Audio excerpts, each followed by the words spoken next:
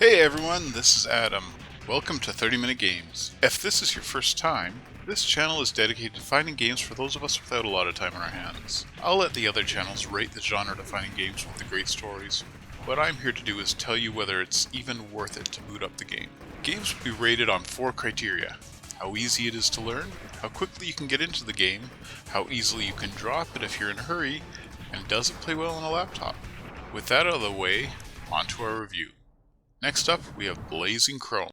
Blazing Chrome was the first big game from Brazilian-based developer of retro games, Joy Masher, and indie publisher, The Arcade Crew. In true retro game fashion, an optional cutscene that plays before the start menu lays out the backstory. At some point in the 22nd century, a war is being fought between humans and machines. Humans are losing, and they are losing badly. The machines are about to claim victory as humanity is all but extinct. Enter the game's 2 playable characters, the plucky human Mavra and the renegade robot Doyle. The mission? To go behind enemy lines and defeat the robots once and for all. Blazing Chrome has found itself constantly, and fairly, compared with the classic Konami series Contra. Just a heads up, the Konami code does not work here. Like Contra, the game comes at you fast and it never lets up. Think you'll get a breather after beating that boss? How about you face another boss instead? Unlike Contra, Blazing Chrome has difficulty levels: easy, hard, and brutal, with brutal remaining locked until you beat the game on hard, but even on easy, the game is far from a walk in the park. In light of all that, this game is extraordinarily easy to get started with. Every game starts with a quick, skippable tutorial teaching you how to control your hero. Even without the tutorial, the control scheme is simple, and even a sophomore gamer should be able to pick it up quickly. Jump with A, fire with X, switch weapons with the trigger buttons. Getting to the gameplay is nice and simple. A 2-minute skippable cutscene, followed by a 30-second skippable tutorial, and you're ready to run and gun. Nothing else to it. Putting the game down, on the other hand, isn't quite as easy.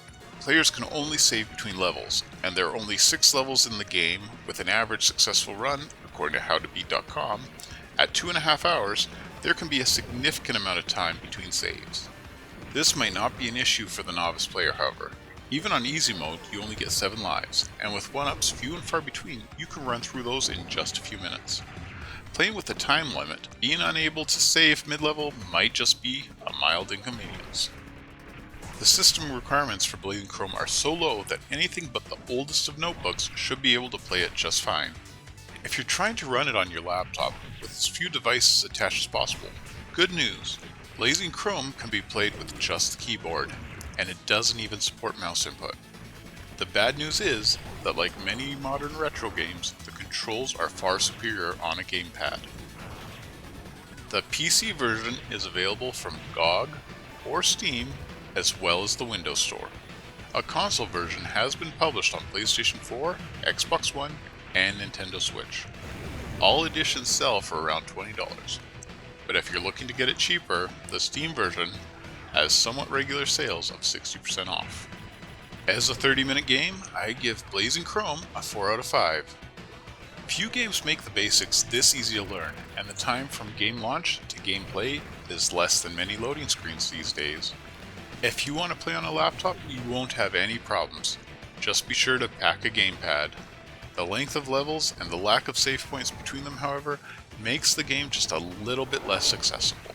That's it for this episode of 30 Minute Games. If you have any suggestions for future games you'd like to see reviewed, please leave a comment below.